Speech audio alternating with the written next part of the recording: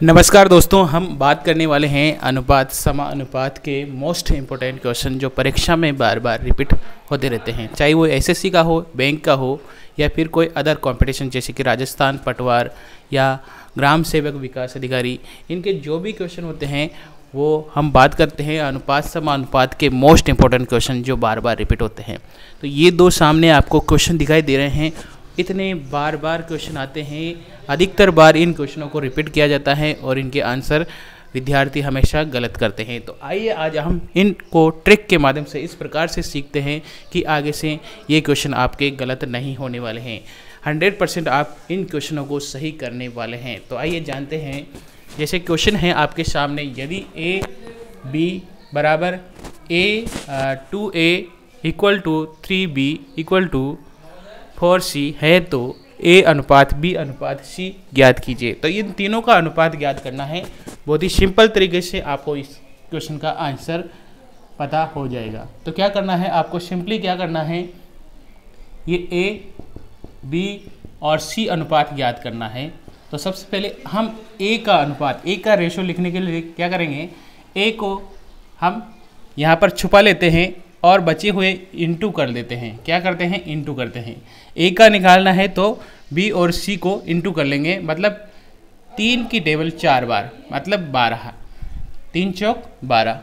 अब बी का निकालना है तो बी को छुपा लेते हैं और ए और सी को इंटू करना है। तो 2 को 4 से इंटू किया 8 सिंपली। और सी का निकालना है तो हम सी को छुपा लेते हैं और ए और बी को इंटू करते हैं। तो 2 तिया 6, ठीक है। इस प्रकार से हम रेशो ज्ञात करते हैं। और अगर ये आगे कटता है तो उसे काट देते हैं। जैसे 2 की टेबल में कट गया 6 टाइम, और ये 2 की टेबल में कट गया 4 टाइम, और ये 2 की टेबल में कट गया 3 टाइम। तो आंसर हो जाएगा 6 अनुपात 4 अनुपात 3। बिल्कुल सीधा तरीका है, इतना आसान तरीका कोई बताने वाला नहीं है, ठीक है। तो नेक्स्ट हम बात करते हैं क्वेश्चन A अनुपात B बराबर 2 अनुपात 6, 2 अनुपात 3 और B अनुपात C बराबर 1 अनुपात 4 और C अनुपात D बराबर 1 अनुपात 2 हैं। तो A B C D का रेशो ज्ञात करना है। इस प्रकार से भी पूछा जाता है। और अगर आपसे बोला जाए A अनुपात D ज्ञात कीजिए, तो दोनों को हम ट्रिक के माध्यम से देखेंगे। सबसे पहले हम बात करते हैं A अनुपात B अनुपात C अनुपात D की। तो किस प्रकार से निकाला जाएगा, सबसे पहले हम लिख देते हैं A अनुपात B अनुपात C अनुपात और D, ठीक है। बेसिक क्वेश्चन में देखेंगे हम A अनुपात B कितना है, तो 2 अनुपात 3 है। तो हम A और B के नीचे लिख देते हैं 2 अनुपात 3, ठीक है। B अनुपात C के बारे में बात करें तो 1 अनुपात 4 है, तो 1 अनुपात 4 लिख देना है और B और C के नीचे लिखना है, ठीक है, 1 अनुपात 4। और C और D का अनुपात है 1 अनुपात 2, तो 1 अनुपात 2 C D के नीचे लिख देंगे 1 अनुपात 2, ठीक है। सिंपली लाइन खींच देंगे और जो भी अपने पास में खाली जगह है उनको भरेंगे। किस प्रकार से भरना है ये देखना है। अगर इस लाइन में देखें तो इसके बाद लास्ट अंक कौन सा है, 3, तो बाकी जो बचे हैं उनमें भी 3-3 आपको लिख देना है, ठीक है, 3-3 लिख देना है। इस लाइन की बात करें तो इधर की तरफ चलना है, तो लास्ट में 4 है तो यहाँ भी आपको 4 लिख देना है। और इधर की बात करें तो 1 है तो इधर भी क्या आ जाएगा, 1 आ जाएगा, ठीक है।